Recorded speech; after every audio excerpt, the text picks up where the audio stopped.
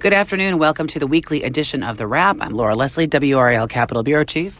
And I'm Brian Murphy, WRAL reporter. Never sure what to say for my title on these things. All-purpose reporter today. Yeah, basically, because it's casinos and sports and everything. Well, casinos, this week we were supposed to have some sense of whether or not casinos are going to be in the budget. What do we know? We still don't know. We still don't know if they're going to be in the budget. The big news this week is that the House caucused, and we've been waiting for this for a long time. And Speaker Tim Moore, sent an email to his caucus on Wednesday night and said, we don't have the votes. Now, does that mean they won't have the votes next week? That's what we'll have to see. But as of Wednesday night, they didn't have the votes and said that they would caucus next week and discuss a budget without gaming, without expanded casinos, without VLTs. Hard to see how the Senate goes along with that. And so we're sort of still in this waiting pattern.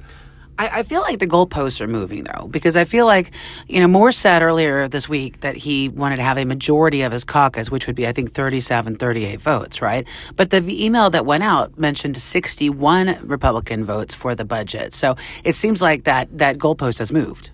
Yeah, certainly 37 votes is great, and it gets you the majority of the Republicans, but it doesn't pass a budget because Democrats can easily block it if you only have 37 Republicans voting for it. So 61 would be a majority of the entire House, not just a majority of the Republican caucus.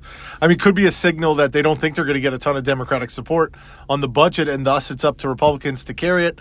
Then you also run into the veto issue. If you only have 61, that's not enough to override a veto. And obviously, Governor Cooper faces some difficult choices. Medicaid expansion is contingent upon the budget passing. Obviously, his number one priority for over 8 years now.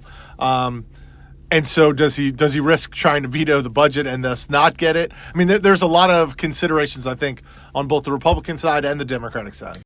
There's pressure mounting on the Republicans not to support the casinos. There was a rally at the legislature this week on Tuesday with a lot of constituents from Nash, Anson, Rockingham counties talking about their concerns about the idea of having a casino in their county.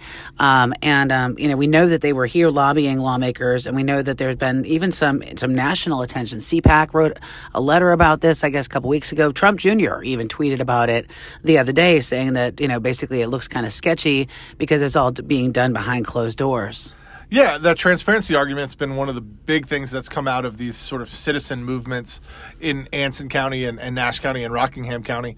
We've seen Rockingham County, huge meeting. Their board went ahead and rezoned the land anyhow. We've seen in Nash County, their commissioners say, at least let us have a referendum before this happens.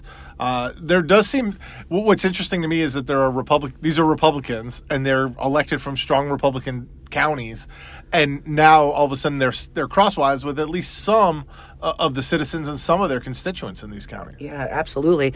We think about it. Sam Page, who's the sheriff of Rockingham County, was out there speaking against the casinos. All his, Senator Berger, Rockingham County, is up here pushing for him. So, yeah, it's clearly, both of them rock-ribbed conservatives. So it seems obvious to me that Mark Walker, who's running for governor, was out there as well. It seems obvious to me that some people think there's some room on this issue. There's room to run maybe to the right of some other candidates on this issue. Mark Robinson has been quiet about this issue. I have not seen any comments from him about casinos. It seems clear to me that some Republicans think they can make this an issue in the 2024 election, or at least the primaries. In the meantime, the question arises, what does this mean for the budget, right? Because we're hearing that the House is planning to have multiple caucus meetings next week. Now, they might not all be about the budget. They might not all be about gambling, but chances are good at least some of them are going to be, right? Which does not bode well for having a budget on Tuesday or Monday, and we tried this week to see whether we could get a copy of some of the legislation they're talking about with the casinos. And Senator Berger said you'll see it when it's in the budget, if it's in the budget. It's pretty remarkable to me that this has become the dominant issue. We're talking about a budget that is packed with Republican priorities, tax cuts, raises for state workers, other investments that they really want to make, tons of policy we're going to see in this budget. We got Republican supermajorities in both the House and the Senate who can really push through whatever they want. They can really sell this as, we've curbed abortion access. We have, helped our rural hospitals out with this Medicaid expansion. We've done this and we've done that. And instead, the last months now of the session have been consumed with this gambling issue. Should we expand gambling? Should we add casinos?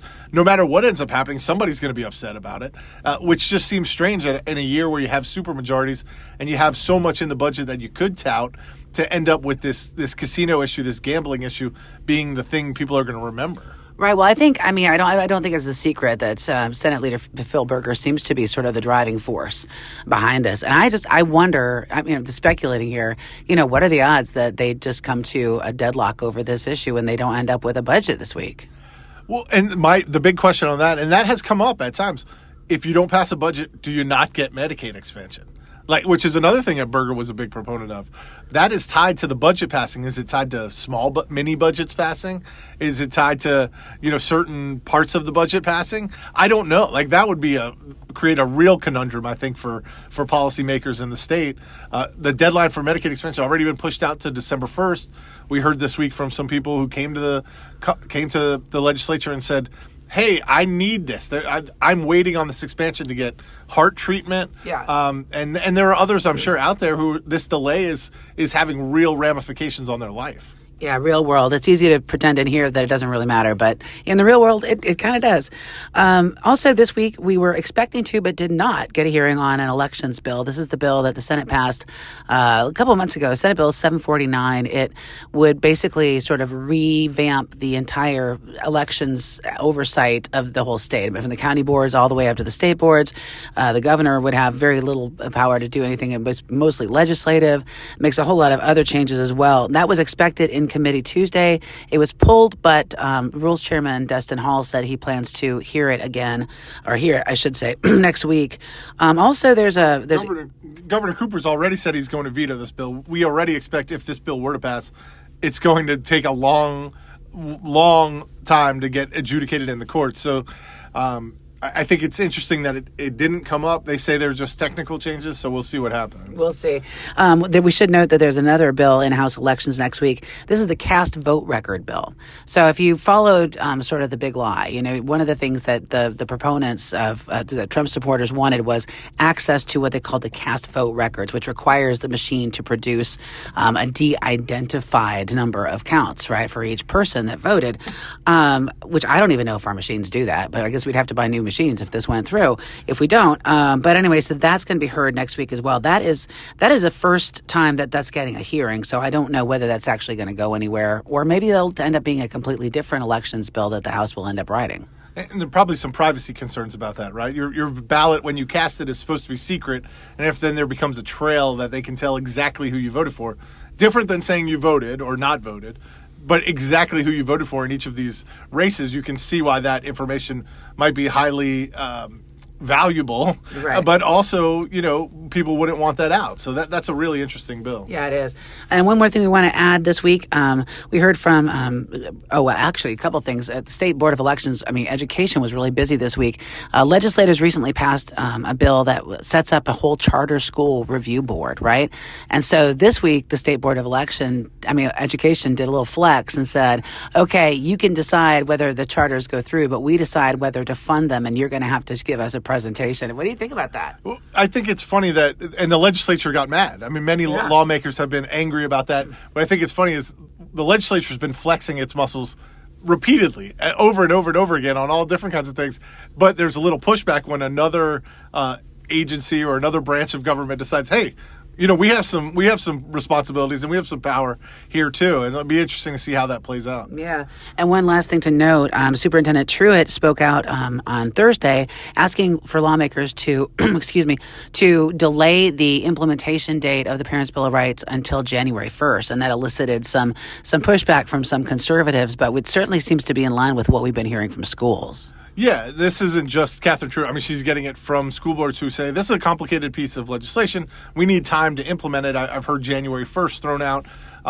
And that may be something that ends up in the budget, that they end up pushing the date of implementation on that back a month or 2 months or whatever to give school districts some time to figure out exactly what's in the legislation, what, if anything, they need to change about their curriculum or their processes. Right. I mean, I did ask Speaker Moore about this, and he said, well, it's just a common sense bill. It shouldn't be any problem. But, there are, I think Mecklenburg County, already took this up, and they had to change, I don't know how many rules, policies, regulations, standards. It's a huge bureaucracy, and change is hard. Yeah, again, if you're working this building all the time, like we do a lot, you get a sense of that these are semantic debates. They're just debates about policy that doesn't really have an effect. When you get down to the actual school board level or in the classroom level, the things that happen in this building really do have a real world effect on people. Right. I think that is just about it for us this week. We are, of course, keeping our eye on the campaign trail. I'm expecting there'll be a debate next week that Mark Robinson won't be at, but I suspect one of us will be. Yeah, and the budget. I mean, next week is, do we have a budget? We've been talking a lot about gambling. 50-50, better than 50-50? I don't know. I don't know. I would not bet on a budget next week, but you know what? I hope I'm wrong. Yes. I think all of us and lawmakers probably want to be done with this session. And the session's not even over, right? We're still going to have to deal with redistricting coming up. This election bill is going to surface at some point. This is becoming a year-round legislature. Oh, great. Well, it's job security for us, right? Thanks for listening to us. Catch us next week here on The Wrap.